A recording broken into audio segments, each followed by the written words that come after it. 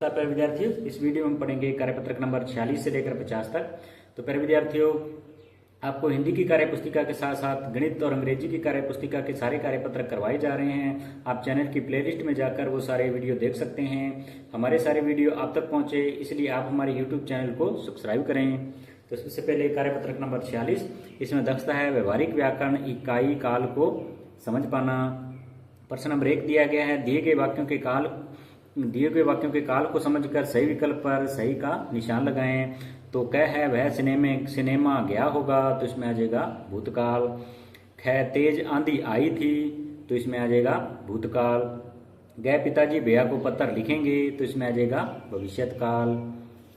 तो इसमें ग है आरती पढ़ रही है, तो इसमें आ जाएगा वर्तमान काल। अरे अगले माह हम लोग घूमने जाएंगे, तो इसमें आ जाएगा भविष्यत काल। प्रश्न नंबर 2, वाक्यों को निर्देशानुसार बदलकर पुनः लिखिए। तो जैसे मैं इस घर में रहता था, तो ये भूतकाल है, इसको वर्तमान काल में बदलेंगे, तो मैं इस घर में रहता हूँ। क्या है मोर नाच रहा है, तो ये तो है वर्तमान काल, इसका भूतकाल आ जाएगा मोर नाच रहा था। ख है आपने आज क्या खाया, तो ये भूतकाल है, तो इसका भविष्यत काल आ जाएगा आज आप क्या खाओगे। उसके बाद गह है वह कॉलेज में पढ़ती थी, ये भूतकाल है, इसका वर्तमान काल आ जाएगा वह कॉलेज में पढ़ती है। गह है कल विद्यालय में छुट्टी है, ये तो है भविष्यत काल, इसका भूतकाल आ जाएगा कल विद्यालय में छुट्टी थी। ड़ है कल हम दिल्ली जाएंगे, ये भविष्यत काल है, इसका वर्तमान काल आ जाएगा आज हम दिल्ली जा रहे हैं। तो प्यारे विद्यार्थियों, ये था कार्यपत्रक नंबर 46।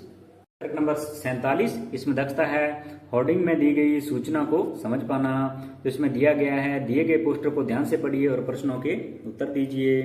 तो अपने इस पोस्टर को पढ़ना है। पोस्टर में लिखा है स्वच्छ भारत मिशन, कूड़ा डालें सिर्फ कूड़ेदान में, इस बात का रखें ध्यान, पेयजल और स्वच्छता मंत्रालय भारत सरकार। तो इसमें प्रश्न उत्तर करेंगे। यह विज्ञापन जारी किया गया है, तो इसमें आ जाएगा पेयजल और स्वच्छता मंत्रालय द्वारा। नंबर 2 है यह पोस्टर संदेश दे रहा है, तो ये दे रहा है कूड़ेदान के उपयोग का। नंबर 3 है पोस्टर में दिए गए चित्र के अनुसार हमें क्या क्या करना चाहिए और क्या क्या नहीं करना चाहिए लिखिए। तो लिखेंगे हमें कूड़े को इधर उधर फेंकना नहीं चाहिए, कूड़े को कूड़ेदान में डालना चाहिए। उसके बाद प्रश्न नंबर 4, यदि हम कूड़ेदान का उपयोग नहीं करेंगे तो क्या होगा। तो इसमें लिखेंगे कूड़े से गंदगी फैलेगी और उससे बीमारियां भी फैलेगी। उसके बाद प्रश्न नंबर 5, स्वच्छता से संबंधित कोई 2 स्लोगन आप भी लिखिए। तो इसमें एक तो आ जाएगा सभी रोगों की एक दवाई, घर में रखो साफ सफाई। एक आ जाएगा जन जन का नारा है, भारत को स्वच्छ बनाना है। तो प्यारे विद्यार्थियों, ये था कार्यपत्रक नंबर 47। कार्यपत्रक नंबर 48, इसमें दक्षता है संवेदनशील बिंदुओं पर अपनी बात लिख पाना। तो इसमें अपने को दे रखा है, ये चित्र दे रखा है, तो प्रश्न पूछा है चित्र नंबर 1 है। तो प्रश्न नंबर 1 है क्या दिखाई दे रहा है, तो लिखेंगे पिंजरे में तोते बंद है।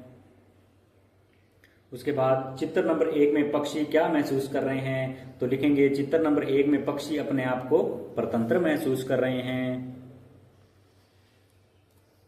उसके बाद ये चित्र नंबर 2 दे रखा है, तो इसका प्रश्न है चित्र नंबर 2 में पक्षी क्या कर रहे हैं, तो इसमें लिखेंगे पक्षी खुले आकाश में उड़ रहे हैं।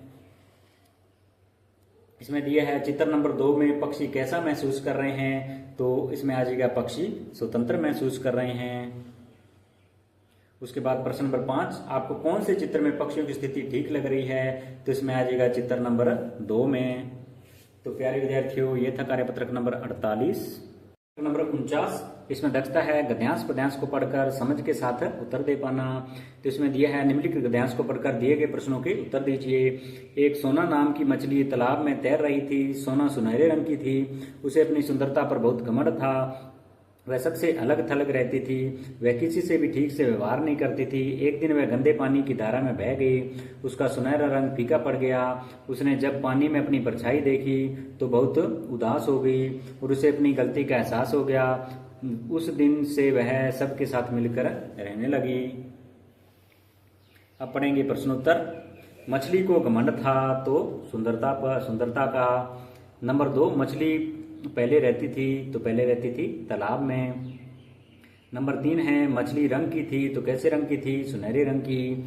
नंबर 4, एक दिन वह की धारा में बह गई, तो गंदे पानी की धारा में बह गई। उसके बाद प्रश्न नंबर 5, मछली उदास क्यों हो गई? तो इसका उत्तर आ जाएगा क्योंकि गंदे पानी की धारा में बहने के कारण उसका सुनहरा रंग फीका पड़ गया था। नंबर 6, यदि तुम सोना मछली की जगह होते तो सबके साथ कैसा व्यवहार करते? लिखेंगे यदि हम सोना मछली की जगह होते तो हम सबके साथ घुल मिल के रहते।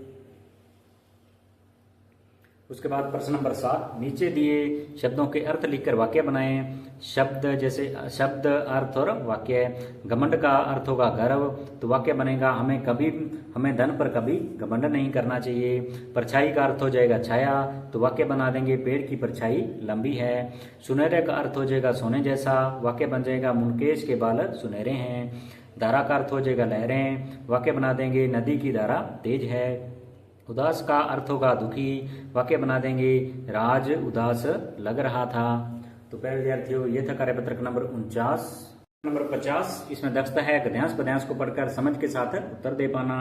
तो इसमें दिया है निम्नलिखित गद्यांश को पढ़कर दिए गए प्रश्नों के उत्तर दीजिए। इसमें है मैं तो वहीं खिलौना लूंगा, मैं तो वहीं खिलौना लूंगा, मचल गया दीना का लाल, खेल रहा था जिसको लेकर राजकुमार उछाल उछाल, व्यथित वो उठी माँ बेचारी, था स्वर्ण निर्मित वह तो, खेल इसी से लाल, नहीं है राजा के घर भी यह तो, राजा के घर नहीं नहीं माँ तू मुझको बहकाती है, इस मिट्टी से खेलेगा क्या राजपुत्र तू ही कह तो, फेंक दिया मिट्टी में उसने मिट्टी का गुड्डा तत्काल। तो अब पढ़ेंगे प्रश्नोत्तर। खिलौने के लिए मचल गया था, तो मचल गया था दीना का लाल। नंबर 2, राजा के घर में किस तरह का खिलौना नहीं है? तो आ जाएगा राजा के घर मिट्टी का खिलौना नहीं है। नंबर 3, माँ दुखी क्यों हो उठी? तो आ जाएगा माँ राजकुमार के सोने के खिलौने को देखकर जिद करते हुए अपने पुत्र को देखकर दुखी हो उठी। नंबर 4 है राजपुत्र का अर्थ है राजा का पुत्र। इसी तरह पुत्र शब्द जोड़कर आप भी 3 शब्द बनाइए। तो अपने एक तो आ जाएगा ब्राह्मण पुत्र, एक धनिक पुत्र और एक सुपुत्र। उसके बाद प्रश्न नंबर 5, उपयुक्त गद्यांश में से सर्वनाम शब्द छांट कर लिखिए। तो आ जाएंगे मैं, वहीं, जिसको, वह, यहाँ, मुझको, तू, इन, उसने। नंबर 6 है इस कविता में बच्चा माँ से नाराज हो रहा है, क्यों?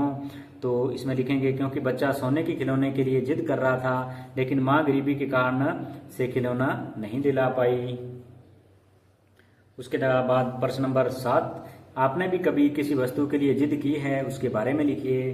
तो विद्यार्थियों, यदि आपने किसी खिलौने के लिए जिद की है तो आप लिख देना। तो इसमें मैंने लिख दिया हाँ, मैंने साइकिल के लिए जिद की थी।